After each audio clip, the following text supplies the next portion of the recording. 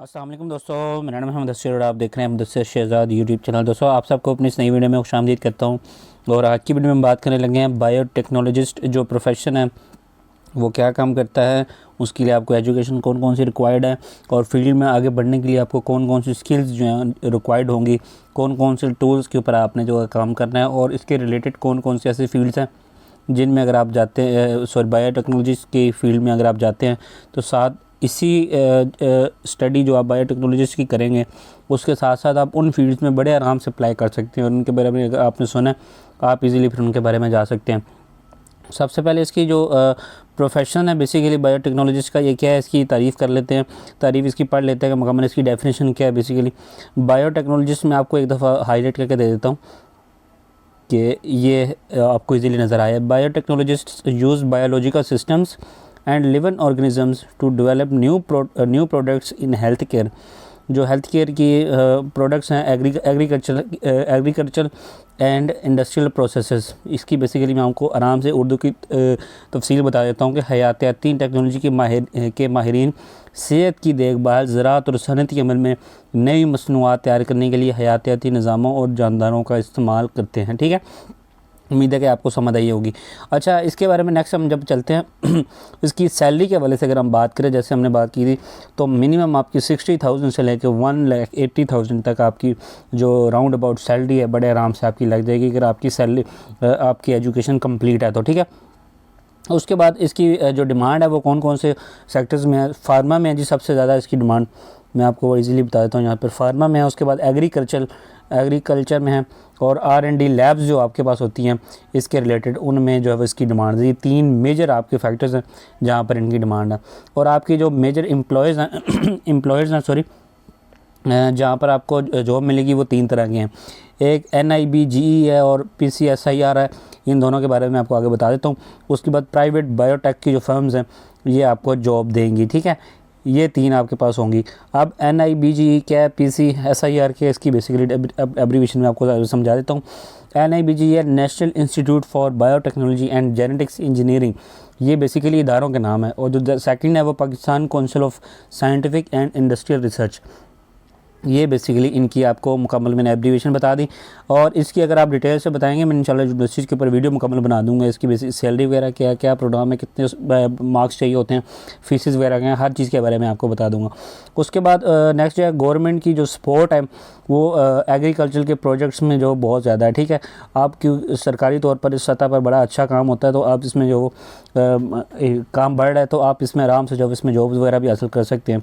ठीक है, और इसकी जो ग्रोथ है वो vaccine and genetic research sectors में है। ठीक है, जो हमारे पास वैक्सीन्स वगैरह जो बनती हैं इन हवाले से और जो जेनेटिक रिसर्च सेक्टर्स हैं वहाँ पर इसकी ग्रोथ है। अब एजुकेशन के हवाले से बात कीजिए तो एजुकेशन जो है वो बहुत ज़्यादा पूछा जाने वाला सवाल है जिसके बारे में आपको पता होगा। तो सबसे पहले आप इसमें BS या फिर MS कर सकते हैं बायोटेक्नोलॉजी में, ये आपके सामने है। उसके बाद माइक्रोबायोलॉजी में आप कर सकते हैं या फिर आप जेनेटिक्स की फील्ड में जो आप जा सकते हैं। इन तीनों में से कोई भी करेंगे तो आराम से इस प्रोफेशन में आपको जो है जॉब मिल जाएगी।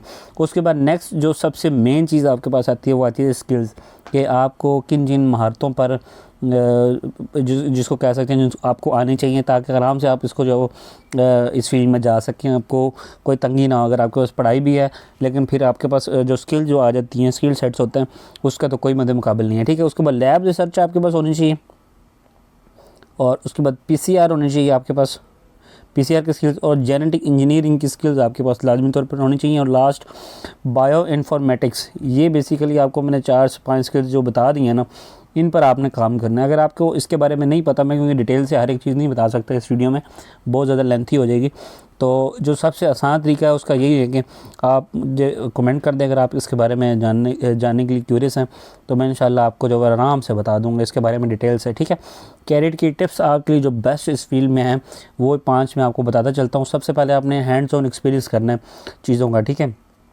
ताकि आप जितना आप हैंड्स ऑन एक्सपीरियंस करेंगे उतना आपके लिए अच्छा होगा, क्योंकि इस फील्ड में जो फिज़िकल काम है वही आपके लिए ज़रूरी है, क्योंकि ये सारा प्रैक्टिकल आप करेंगे तो फिर ही आपको चीज़ों की सही तरह समझ लगेगी। ठीक है, उसके बाद जो सेकंड स्किल जो टिप है आपके करियर के लिए वो है जी master bio informatics tools and data analysis.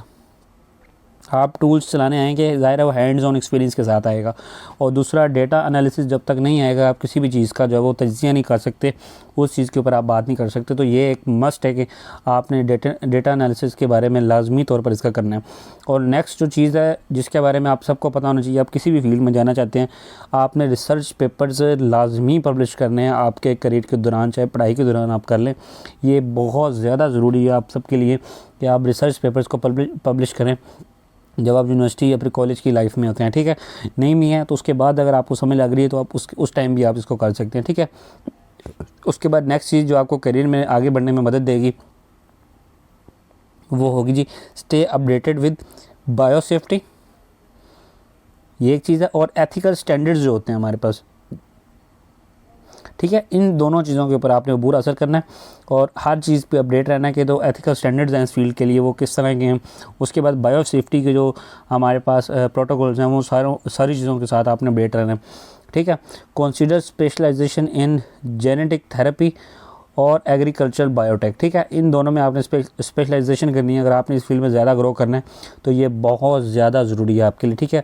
अब दोबारा मैं आपको बता देता हूँ, जेनेटिक थेरेपी में या फिर आप एग्रीकल्चर बायोटेक में, ठीक है, ये दो ऐसे फील्ड्स हैं इनमें अगर आप स्पेशलाइजेशन कर ली तो आप इस जॉब में आराम से जा सकते हैं। अब रिलेटेड फील्ड्स के बारे में हम तसल्ली से बात कर लेते हैं।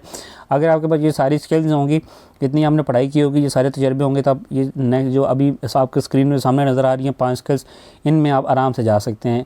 एक है जेनेटिसिस्ट, इस फील्ड में आप जा सकते हैं, मैं हाईलाइट कर देता हूँ। उसके बाद माइक्रोबायोलॉजिस्ट, इस फील्ड में आप जा सकते हैं। फार्मास्यूटिकल रिसर्चर की फील्ड में आप आराम से जा सकते हैं। इसमें ये सारी मिलती जुलती फील्ड्स हैं, जो ज़्यादा करीब थी मैंने सिर्फ वही लिखी हैं। बायो इन्फॉर्मेटिक्स एनालिस्ट, आप इस फील्ड में जा सकते हैं। एग्रीकल्चर साइंटिस्ट, आप इस फील्ड में जा सकते हैं। ये बेसिकली 5 फील्ड्स थी। उम्मीद है कि सारी चीज़ें आपको समझ आ गई होंगी, आपको कुछ ना कुछ लाजमी इस वीडियो से फ़ायदा हुआ होगा। अगर फ़ायदा हो तो इसको लाइक लाजमी करें। 95% लोगों ने सब्सक्राइब नहीं किया वो चैनल को सब्सक्राइब लाजमी करें। अगर कोई भी मसला है तो नीचे कमेंट कर दें, मैं इंशाल्लाह उसके ऊपर वीडियो बना दूंगा। मुझे जल्दी छोटा आंसर हुआ तो मैं अगर कमेंट में समझाने की कोशिश करूंगा, आपको समझ लगी। कोई भी इन्फॉर्मेशन चाहिए हो प्रोफेशन के हवाले से, करियर के हवाले से, तो कमेंट में बताएं, इंशाल्लाह लाजमी आपके साथ शेयर कर दी जाएगी। तो उम्मीद है कि आपको वीडियो पसंद आई होगी। अपने दोस्तों के साथ लाजमी तौर पर शेयर करें। मिलता हूँ फिर किसी अच्छी सी वीडियो में, तब तक दीजिए इजाज़त। अल्लाह हाफिज़।